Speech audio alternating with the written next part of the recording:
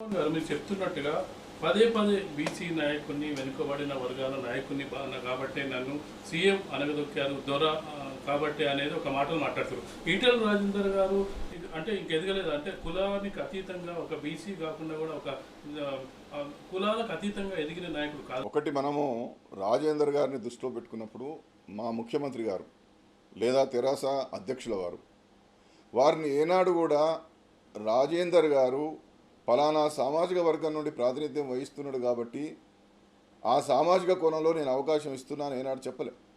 రాజేందర్ గారు తెలంగాణ ఉద్యమంలో కీలక భూమిక వహించడం, వారికి ఉన్నటువంటి కమిట్మెంట్ దృష్టిలో పెట్టుకొని ఆనాడు శాసనసభ్యుడిగా పోటీ చేసేటటువంటి అవకాశం ఇవ్వడం, వారు గెలవడం, పరిణామక్రమంలో వారు శాసనసభాపక్ష నాయకుడిగా కూడా వారిని గుర్తించే అవకాశం ఇవ్వడం, ఎంతోమంది సీనియర్లు ఉండగా కూడా శాసనసభాపక్ష నాయకుడు కూడా వారు పనిచేసినారు.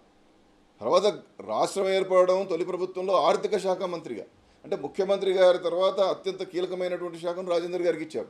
కాబట్టి దాంట్లో సామాజిక వర్గాన్ని దృష్టిలో పెట్టుకొని ఇవ్వాల. ఉద్యమంలో కీలకంగా ఉన్నాడు కాబట్టి కీలక నాయకుడికి అవకాశం ఇవ్వాలనేటువంటి సదుద్దేశంతో ఇచ్చాడు. మరి ఆనాడు సామాజిక కోణం గురించి మాట్లాడుకోలేదే. బీసీ కాబట్టి వారికి ఇచ్చారనేటువంటిది ఆనాడు మనం చర్చించుకోవాలి.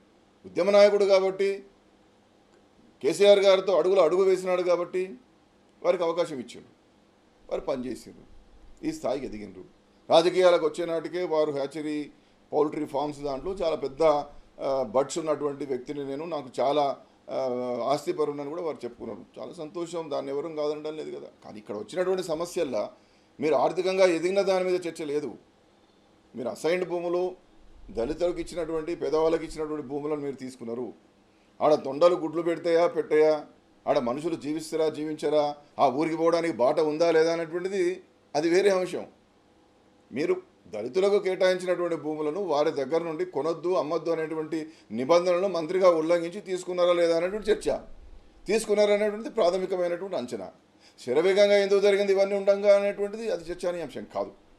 ఒకేసారిగా మూకుమ్మడిగా పత్రికలన్నీ మీడియా అంతా వచ్చేసి రాష్ట్రంలో కీలకమైనటువంటి మంత్రి గారి మీద పెద్ద ఆరోపణ చేస్తున్నప్పుడు గౌరవ ముఖ్యమంత్రి గారు తన మంత్రివర్గ సహచరుడి మీద వస్తున్నటువంటి ఆరోపణల మీద ఒక కమిటీ వేయడం అనేటువంటిది తప్పెలా